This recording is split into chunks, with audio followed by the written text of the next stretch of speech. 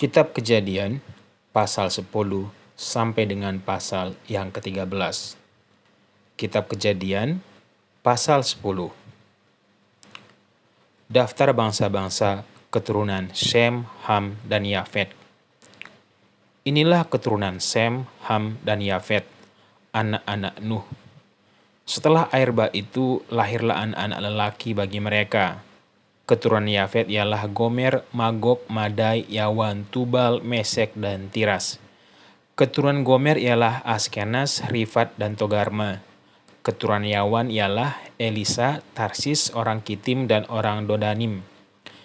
Dari mereka inilah berpencar bangsa-bangsa dari pesisir.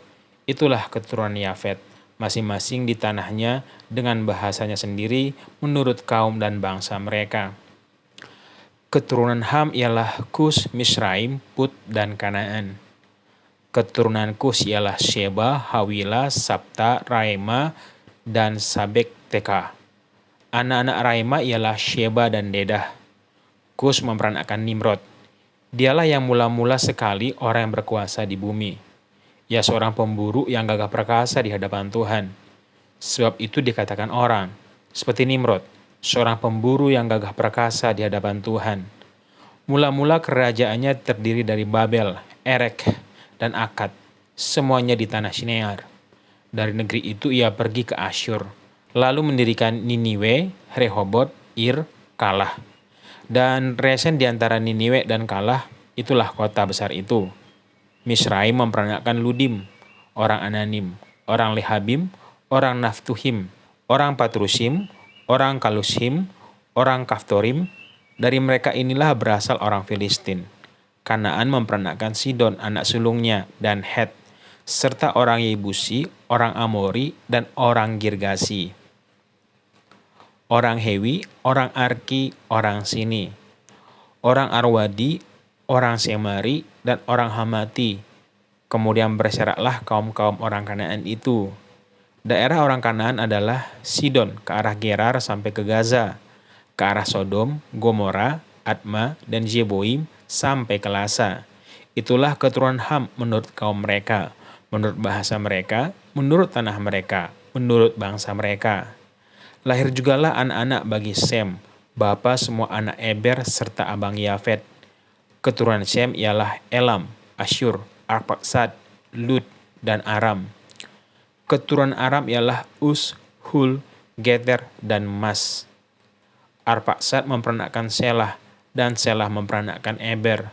Bagi Eber lahir dua anak laki-laki, nama yang seorang ialah Pelek, sebab dalam zamannya bumi terbagi, dan nama adiknya ialah Yoktan.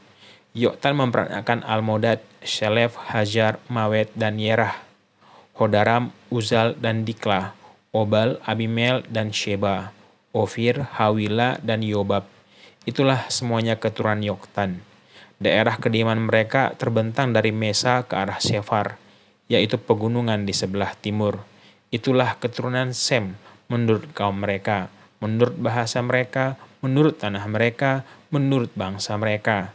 Itulah segala kaum anak-anak Nuh menurut keturunan mereka, menurut bangsa mereka, dan dari mereka itulah berpancar bangsa-bangsa di bumi setelah air bah itu. Kitab Kejadian pasal 11. Menara Babel. Adapun seluruh bumi satu bahasanya dan satu logatnya. Maka berangkatlah mereka ke sebelah timur dan menjumpai tanah datar di tanah Shinear, lalu menetaplah mereka di sana. Mereka berkata kepada seorang yang lain, "Marilah kita membuat batu bata dan membakarnya baik-baik." Lalu batu bata itulah dipakai mereka sebagai batu dan ter gala-gala sebagai tanah liat. Juga kata mereka, "Marilah kita dirikan bagi kita sebuah kota dengan sebuah menara yang puncaknya sampai ke langit. Dan marilah kita cari nama, supaya kita jangan terserak ke seluruh bumi." Lalu turunlah Tuhan untuk melihat kota dan menara yang didirikan oleh anak-anak manusia itu. Dan ia berfirman, "Mereka ini satu bangsa dengan satu bahasa untuk semuanya. Ini barulah permulaan usaha mereka. Mulai dari sekarang, apapun juga yang mereka rencanakan, tidak ada yang tidak akan dapat terlaksana. Baiklah kita turun dan mengacaukan di sana bahasa mereka. sehingga mereka tidak mengerti lagi bahasa masing-masing. Demikianlah mereka diserahkan Tuhan dari situ ke seluruh bumi, dan mereka berhenti mendirikan kota itu. Itulah sebabnya sampai sekarang nama kota itu disebut Babel, karena disitulah dikacau balukan Tuhan bahasa seluruh bumi, dan dari situlah mereka diserahkan Tuhan ke seluruh bumi. Keturunan Sem. Inilah keturunan Sem. Setelah Sem berumur 100 tahun, ia memperanakan Arphaxad 2 tahun setelah air bah itu. Sem masih hidup 500 tahun setelah ia memperanakan Arphaxad, dan ia memperanakan anak laki-laki dan perempuan. Setelah Arphaxad hidup 35 tahun, ia memperanakan Selah. Arphaxad masih hidup 403 tahun setelah ia memperanakan Selah, dan ia memperanakan anak laki-laki dan perempuan. Setelah Selah hidup 30 tahun, ia memperanakan Eber. Selah masih hidup 430 tahun setelah ia memperanakan Eber, dan ia memperanakan anak laki-laki dan perempuan. Setelah Eber hidup 34 tahun, ia memperanakan Pelek. Eber masih hidup 130 tahun setelah ia memperanakan Pelek, dan ia memperanakan anak laki-laki dan perempuan. Setelah Pelek hidup 30 tahun, ia memperanakan Rehu. Pelek masih hidup 209 tahun setelah ia memperanakan Rehu, dan ia memperanakan anak laki-laki dan perempuan. Setelah Rehu hidup 32 tahun, ia memperanakan Serug. Rehu masih hidup 207 tahun setelah ia memperanakan Serug, dan ia memperanakan anak laki-laki dan perempuan. Setelah Serug hidup 30 tahun, ia memperanakan Nahor. Serug masih hidup 200 tahun setelah ia memperanakan Nahor, dan ia memperanakan anak laki-laki dan perempuan. Setelah Nahor hidup 29 tahun, ia memperanakan Terah. Nahor masih hidup 109 tahun setelah ia memperanakan Terah, dan ia memperanakan anak-anak laki-laki dan perempuan. Setelah Terah hidup 70 tahun, ia memperanakan Abram, Nahor, dan Haran. Daftar keturunan Terah. Inilah keturunan Terah. Terah memperanakan Abram, Nahor, dan Haran memperanakan Lot. Ketika Terah ayahnya masih hidup, matilah Haran di negeri kelahirannya di Ur-Kasdim. Abram dan Nahor kedua-duanya kawin. Nama istri Abram ialah Sarai, dan nama istri Nahor ialah Milka, anak Haran ayah Milka dan Yiska. Sarai itu mandul, tidak mempunyai anak. Lalu Terah membawa Abram anaknya serta cucunya Lot, yaitu anak Haran dan Sarai menantunya. Istri Abram anaknya, ia berangkat bersama-sama dengan mereka dari Ur-Kasdim untuk pergi ke tanah Kanaan. Lalu sampailah mereka ke Haran dan menetap di sana. Umur Terah ada 205 tahun. Lalu ia mati di Haran. Kitab Kejadian pasal 12. Abram dipanggil Allah. Berfirmanlah Tuhan kepada Abram, "Pergilah dari negerimu dan dari sanak saudaramu dan dari rumah bapamu ini ke negeri yang akan kutunjukkan kepadamu.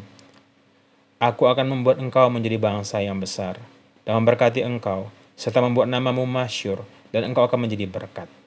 Aku akan memberkati orang-orang yang memberkati engkau, dan mengutuk orang-orang yang mengutuk engkau, dan olehmu semua kaum di muka bumi akan mendapat berkat." Lalu pergilah Abraham seperti yang difirmankan Tuhan kepadanya, dan Lot pun ikut bersama-sama dengan dia. Abram berumur 75 tahun ketika ia berangkat dari Haran.